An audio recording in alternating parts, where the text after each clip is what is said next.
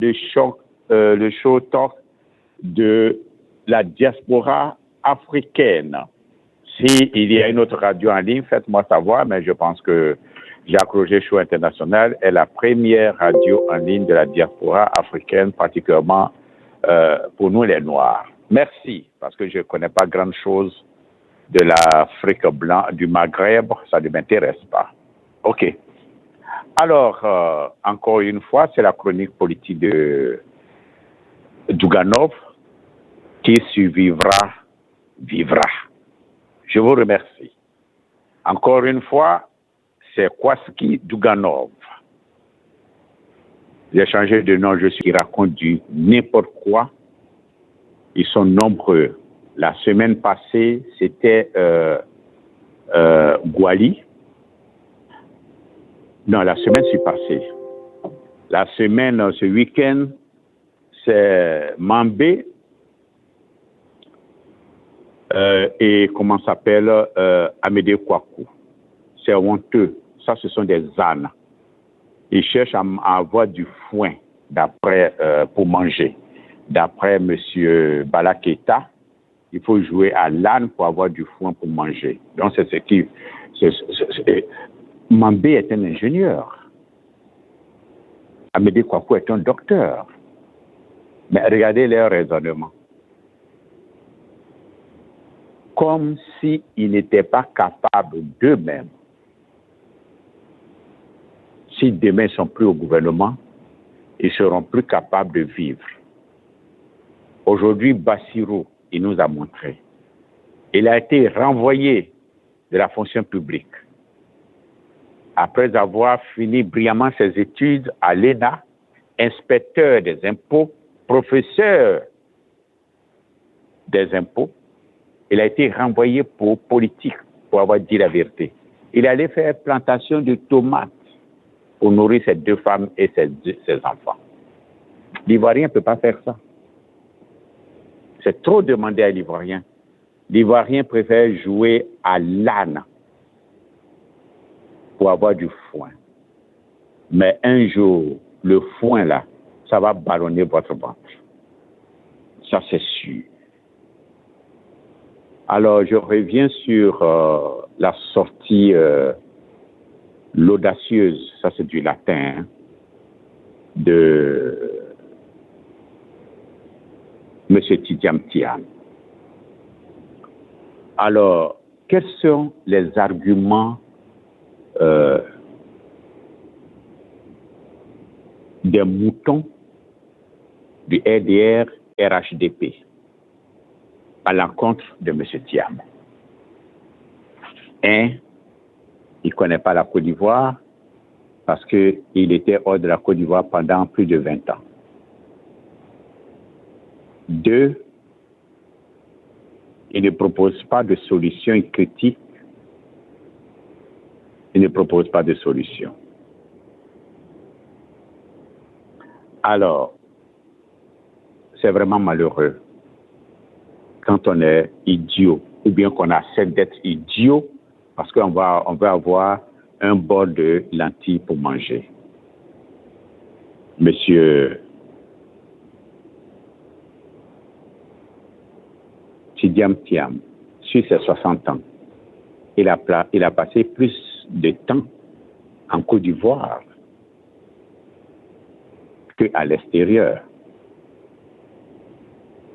Monsieur Tidjam Thiam est né en Côte d'Ivoire. Tout le monde connaît son parcours scolaire, très brillant.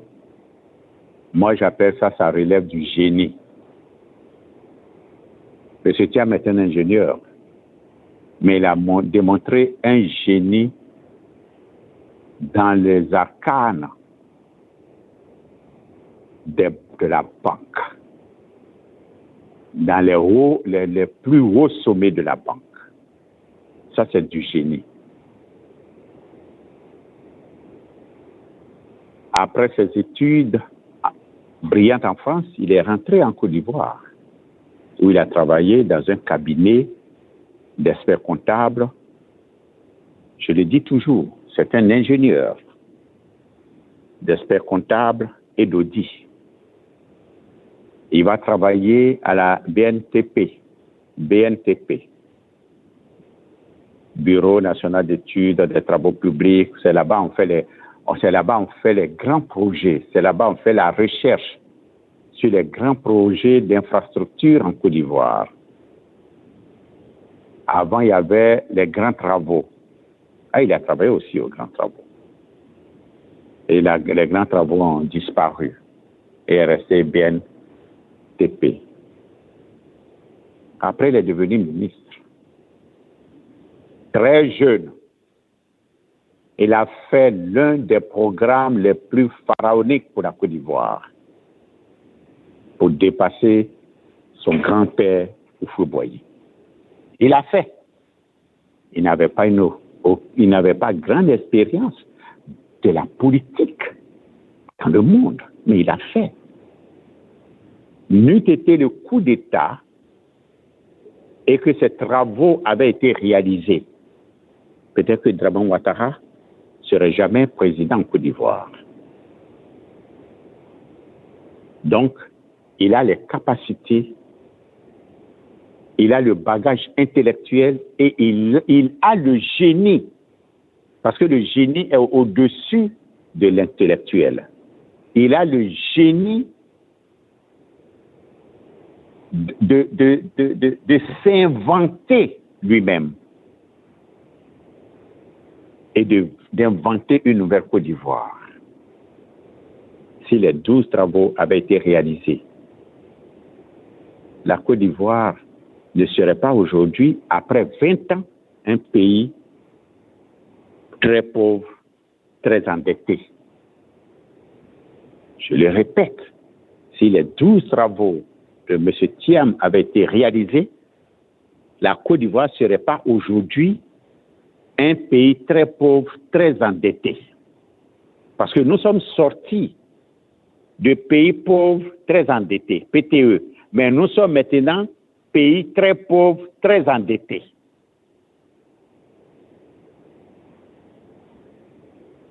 C'est celui-là que des farfelus, des moutons, des ânes qui veulent avoir du foin pour manger, viennent critiquer. Ah, c'est pour ça que j'aime la politique. Parce qu'en politique, même un imbécile peut revendiquer un podium pour venir raconter des imbécilités. C'est ça la politique. Si vous n'avez pas fait d'études de chirurgien, vous ne pouvez pas aller opérer quelqu'un. Si vous n'êtes pas diplômé en géographie, vous ne pouvez pas aller enseigner la géographie, ni l'histoire, ni les mathématiques. Mais en politique, tout le monde pense qu'il est un génie politique, peut revendiquer le podium pour raconter des imbécilités, même à la limite, qui frisent la maladie mentale. Donc, sur ce point-là, les moutons du RDR et les ânes qui cherchent le foin à manger, c'est-à-dire les gens, majoritairement les gens du du RHDP, ça ce sont des ânes qui cherchent du foin à manger. Ils ont tiré à terre. Monsieur Tidjam Thiam ne connaît pas les réalités ivoiriennes. Mais même un mandal, même un fou ne peut pas dire ça. Quelqu'un qui a grandi sur les genoux de Houphouët-Boigny, il ne connaît pas les réalités ivoiriennes. Vous qui m'écoutez, qui êtes aujourd'hui aux États-Unis, vous ne savez pas ce qui se passe en Côte d'Ivoire? Vous qui êtes en France, vous ne savez pas ce qui se passe en Côte d'Ivoire? On a besoin d'être assis à Bobo pour savoir ce qui se passe à Bobo, à Djamé. Ça, c'est l'insuffisance de réflexion qui permet de dire ça. Monsieur Tidjam Thiam connaît d'où vient la Côte d'Ivoire, ce qui se passe en Côte d'Ivoire et où va la Côte d'Ivoire. Il faut que vous compreniez cela. Alors, l'un des sujets aussi que ces moutons du RDR et ces ânes du RHDP disent, oh, c'est la même politique. Il va faire comme tout le monde, comme les autres. Hein? Il a les mêmes entrées que Draman Ouattara. Hein? Il n'y aura pas de changement, ce sera la même politique française. Mais vous me faites rire. Monsieur Tidiam Thiam, certes, il a la double nationalité parce que son père a la nationalité française. Mais il n'est pas pro-français. C'est un Ivoirien plus récent de par sa mère. Et lorsque son grand-père dit demain, nos enfants vont discuter d'égal à égal avec les Européens, mais c'est des cerveaux comme M. Tidiam Thiam que le président Houphouët-Boigny prophétisait depuis les années 90.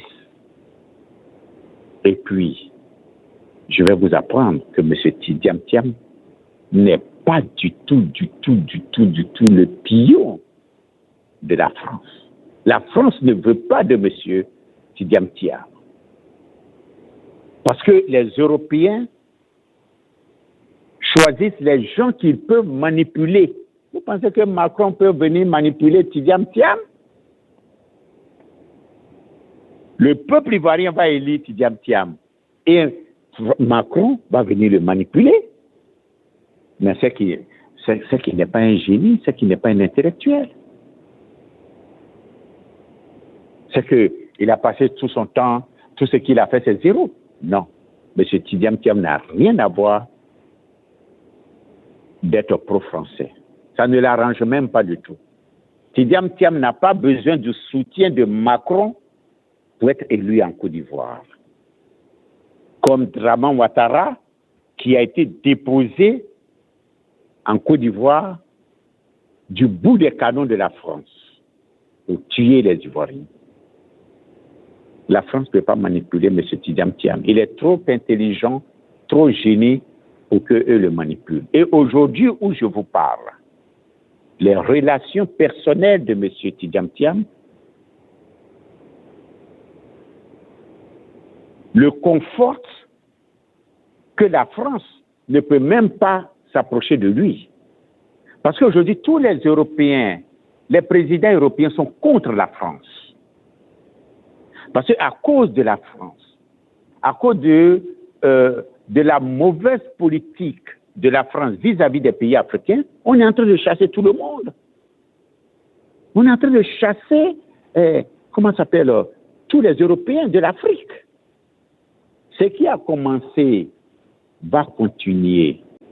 Où on chasse les Français, où on chasse les Américains. Qui l'aurait cru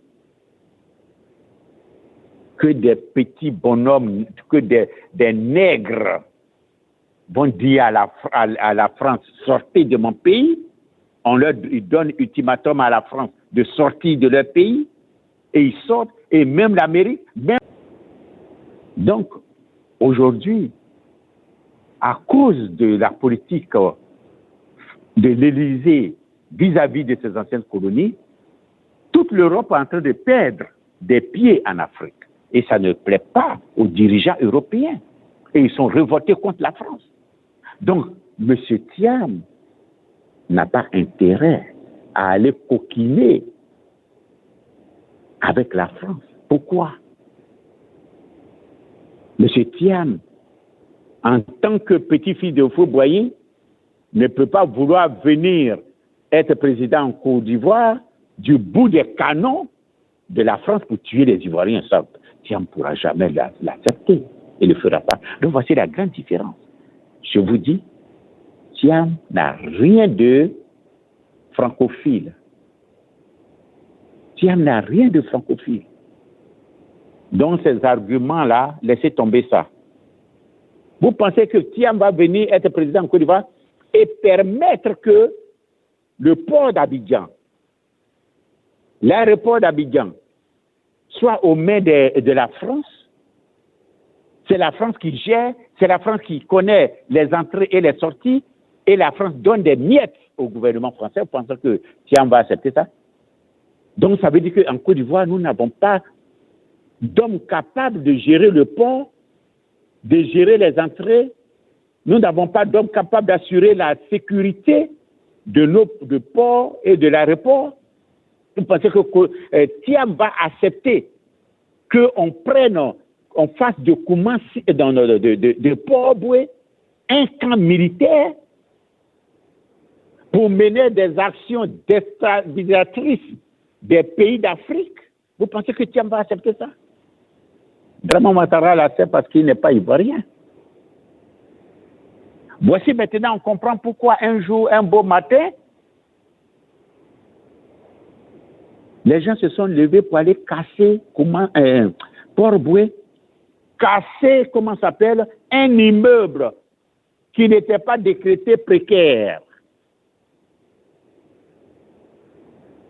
C'était pour tenter, c'était pour voir la réaction des Ivoiriens.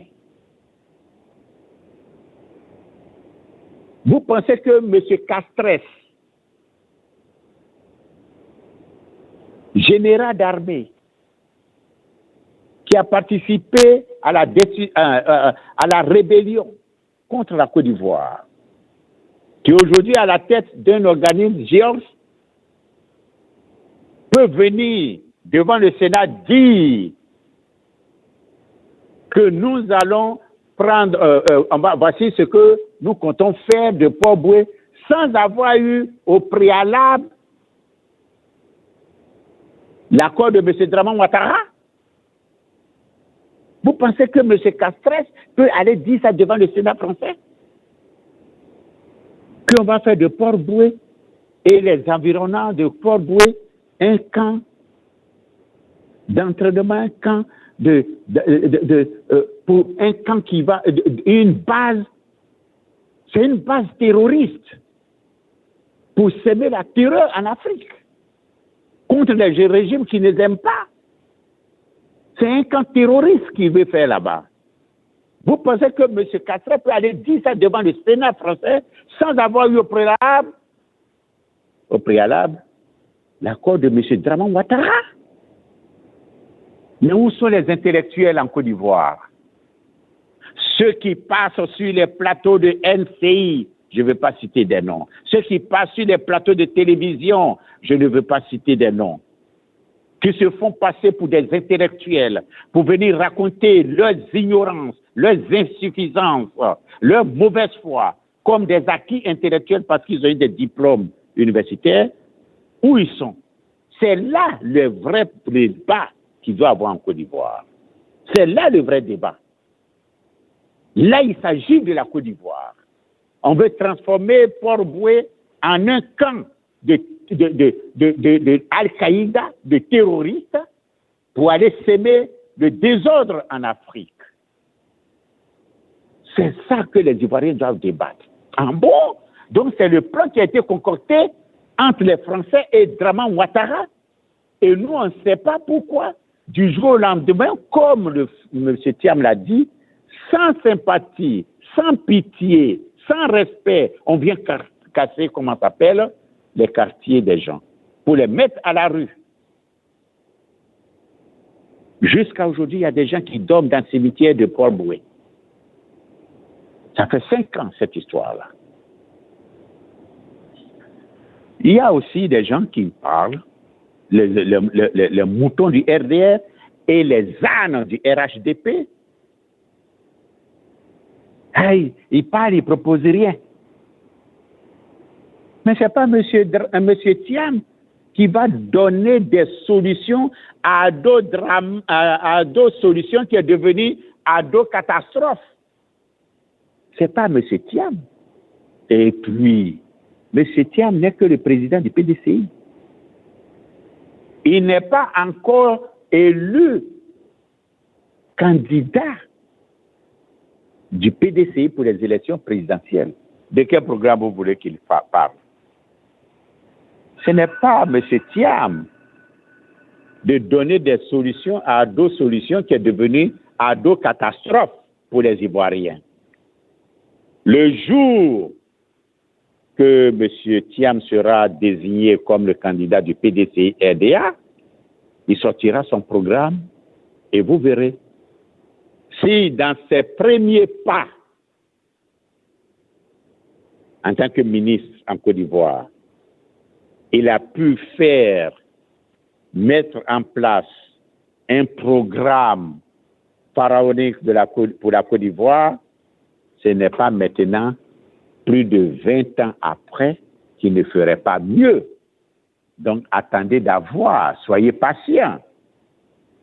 Si Ado Solutions est devenu Ado Catastrophe pour la Côte d'Ivoire, mais ne vous en prenez pas à M. Thiam. Si M. Dramane Ouattara n'était pas devenu président en Côte d'Ivoire, les gens du RDR auraient eu raison sur nous. Oui, à cause de vous, vous êtes des xénophobes, vous n'avez pas voulu que Dramane Ouattara soit président, voici dans l'état où la Côte d'Ivoire se trouve, on n'a pas fait ça, on n'a pas fait ça. Oui, mais il est président 13 ans, le bilan est largement négatif sur le plan scolaire, sur le plan social, sur le plan médical, les infrastructures dont on parle. Un pays ne vit pas seulement d'infrastructures. Les États-Unis ont mis 75 ans pour bitumer et construire les ponts. Ça veut dire que et les infrastructures viennent à suivre la progression et l'évolution du peuple. Voici pourquoi Adam et Ève n'avaient pas de télévision. Ce n'était pas leur temps d'avoir une télévision. Mais les descendants d'Adam et Ève aujourd'hui ont télévision, ils ont téléphone, ils ont smartphone, ils ont tablette, ils ont computer. Vous pensez que Adam et Ève, ils n'avaient pas besoin de ça. Le développement suit une programmation de l'évolution des peuples. C'est bien. Ce que Dramane Ouattara a fait, c'est ce que ses prédécesseurs devraient faire, que lui, il les a empêchés de faire. Ça, les ados-boutons et les ânes du RHDP ne peuvent pas comprendre ça. Qu'est-ce qui a bloqué la Côte d'Ivoire? Houphouët-Boigny a dit, dans les années 80, qu'en 1992, la Côte d'Ivoire aura le métro. Ce n'est pas tramway, hein? Tramway que vous voyez là, ce n'est pas ça. C'est pas ça. Ce qu'est Dramane Ouattara en train de faire, ça c'est tramway, c'est pas métro. C'est pas subway. C'est tramway. Quand Houphouët-Boigny a fait Riviera, 1, 2, 3, mais Houphouët-Boigny, le programme de Houphouët-Boigny était unique. Unique. En Afrique et même peut-être dans le monde. Houphouët-Boigny dit, les gens de Cocody, les gens de Riviera, ils ne viendront pas au plateau avec voiture. Oh là là, vous n'avez jamais entendu ça. Houphouët-Boigny dit non. Ils vont garer leur voiture là-bas et comment on appelle ce truc-là? C'est-à-dire les voiturettes qui marchent sur les câbles en l'air là. C'est ce qu'Houphouët-Boigny a prévu entre Cocody, Riviera, les Riviera et le plateau. C'est ce qu'Houphouët-Boigny a prévu. Parce que en envoyant trop de voitures, aujourd'hui, il y a les 4 ponts, Mais ça n'a pas réduit l'embouteillage. Hier, le quatrième pont a été inauguré. On commence à payer 500 francs par passe. Mais ça n'a pas décongestionné les embouteillages en Côte d'Ivoire. Houphouët-Boigny a vu ça de très loin. Il a dit non, on va mettre des téléphériques qui vont permettre, le transport des habitants de Cocody, de la Riviera, pour venir sur le plateau. Les téléphériques, là. C'est ça Houphouët a prévu. Houphouët a prévu en 92 le métro de Côte d'Ivoire.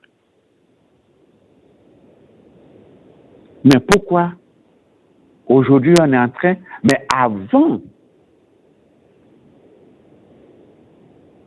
Houphouët avait mis ce qu'on avait la navette, c'est-à-dire entre Agnaman et Port-Bouët, il y avait la navette dans les années 70-80. Ce que Draman Ouattara est en train de faire, vous êtes en train de... Ce qu'il est en train de... C'est parce qu'aujourd'hui, c'est modernisé.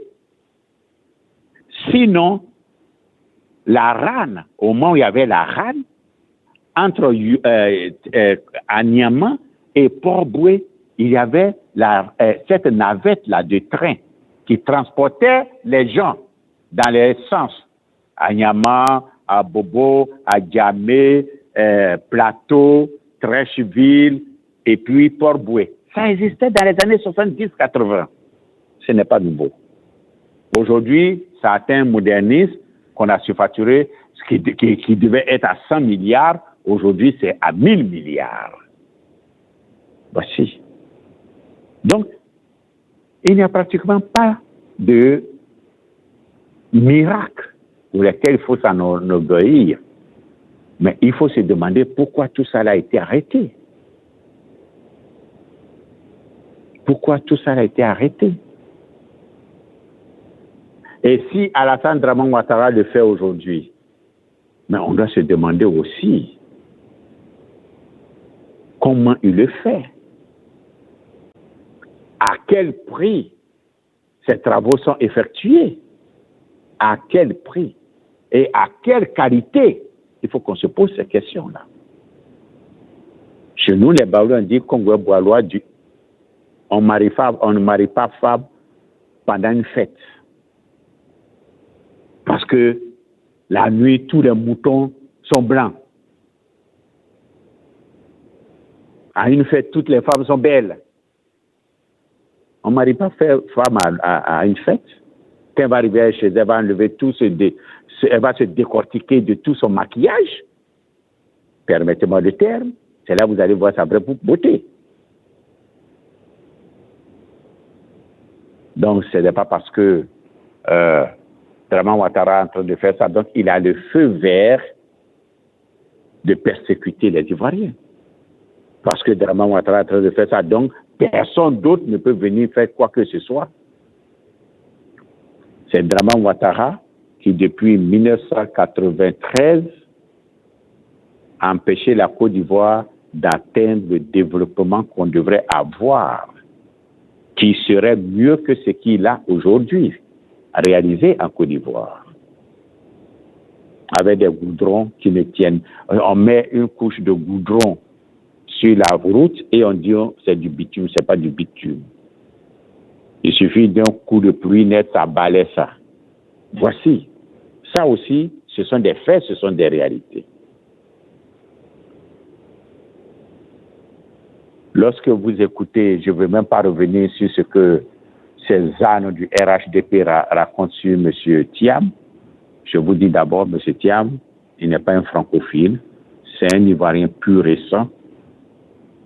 M. Thiam a les qualités du génie pour faire de la Côte d'Ivoire. On ne peut pas rendre tout le monde heureux, mais on peut apaiser la souffrance des gens. Et M. Thiam connaît très bien la Côte d'Ivoire. Hein.